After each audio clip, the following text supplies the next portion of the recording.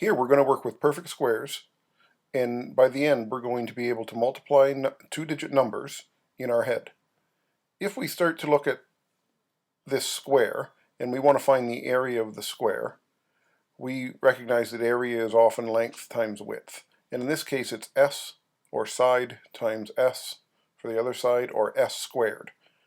And if indeed the sides were 5 meters by 5 meters, if we multiply 5 by 5 we get 25.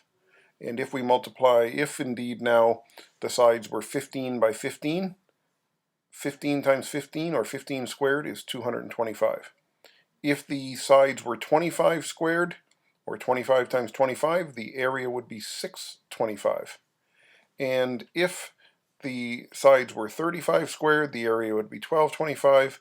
And if it was 45 times 45, or 45 squared, the area would be 2025. Now in class we talked about, based upon what we see, is there a pattern that we can start to predict what, let's say, something like 75 times 75 would be, so that we can start to do it in our heads. And if we start to look in class, we notice that first of all, the number always ends in 25. So we can say consistently that the number, when you multiply a two-digit number times with a 5 at the last number in the ones column, then the number always ends in 25. And then if we start to look at the first number, if the number here was a 1, we multiply 1 times 2, and we get 2 for 225. If we take the 2 here, we multiply it by the next number, which is a 3. Then it becomes 2 times 3, which is 625.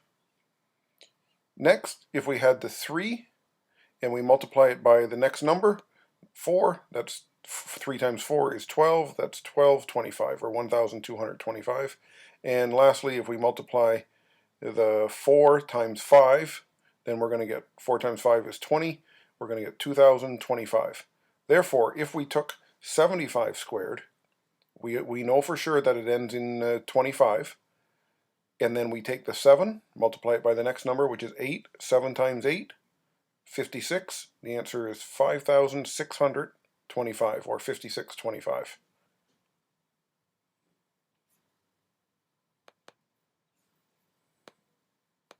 Now here are a couple of examples that are similar to the one we just did with the area of the square, but we're going to do an area of a rectangle.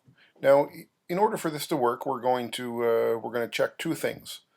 First, we're going to check to make sure that the ones column, the 4 and the 6, add up to be 10. And in this case, they do.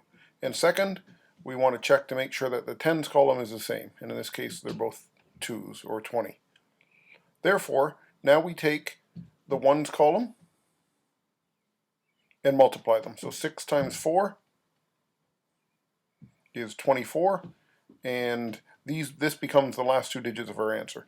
And then we're going to take the tens column, in this case the 2, and we're going to multiply it by a next consecutive number. And that's 2 times, if you are counting the next number you come to, 2 times 3 is 6. That's the first number. So therefore the answer is 624.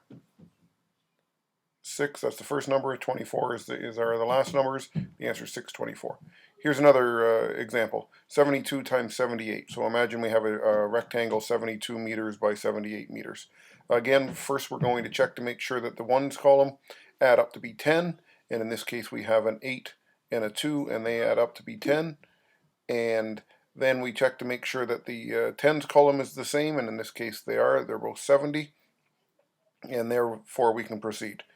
If we multiply the ones columns, the 2 times 8, then we're going to get 16, and that's going to become the last two digits of our answer. And then again we're going to multiply the tens column by the next consecutive number if we were counting, so 7 times 8 is 56, and therefore the answer for 72 times 78 is 5,616.